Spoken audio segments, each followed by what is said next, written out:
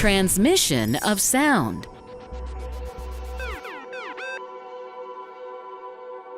Every sound is produced by a vibration. Vibration is the back and forth movement of an object. As you speak, vibrations are produced by the vocal cords in the throat. You can hear only when the sound energy reaches your ears. But how does sound energy travel? Wonder how that works? Come, let's go across to Dr. Zook.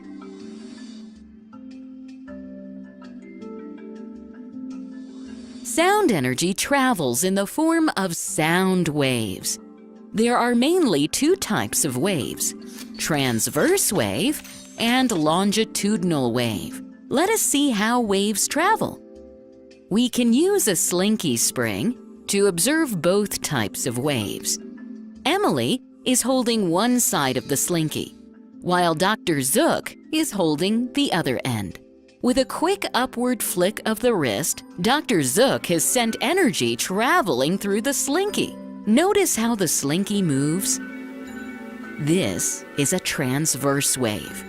In a transverse wave, the particles vibrate at a right angle to the direction of the wave. The wave traveled from Dr. Zook to Emily and back. Now let's see what a longitudinal wave looks like. Emily is holding one end of the slinky, while Dr. Zook is pulling its other end towards himself and then pushing it towards Emily. Watch closely, and you will notice that some of the coils crowd close together and then slowly move farther apart. This is because the vibrations are parallel to the direction of the wave. If the wave moves from right to left, then the particles also vibrate from right to left. This is a longitudinal wave. Sound waves are longitudinal waves.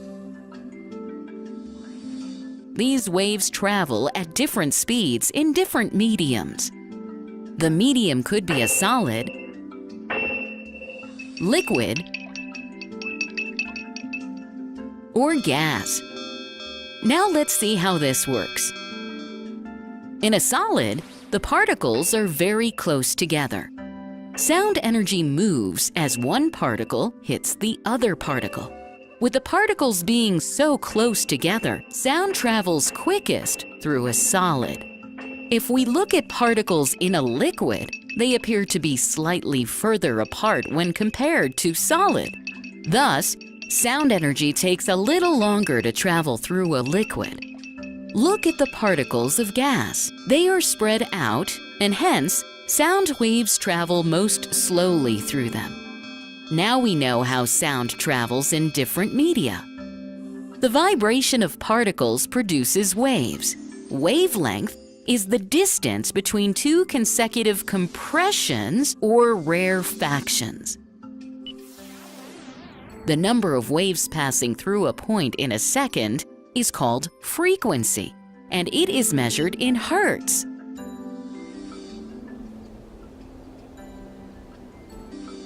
Sound waves travel in all directions. Emily?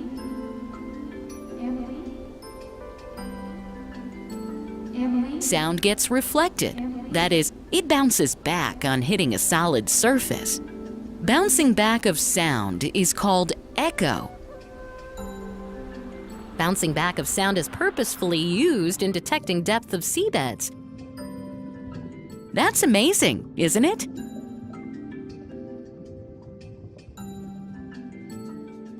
Summary: every sound is produced by a vibration.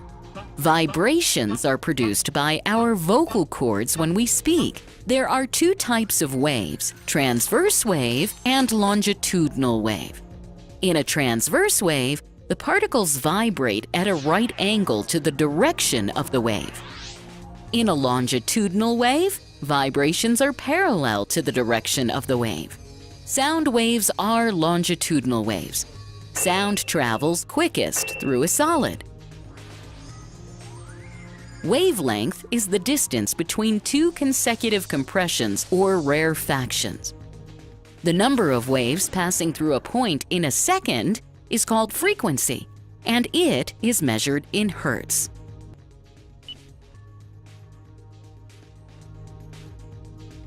Bouncing back of sound is called echo.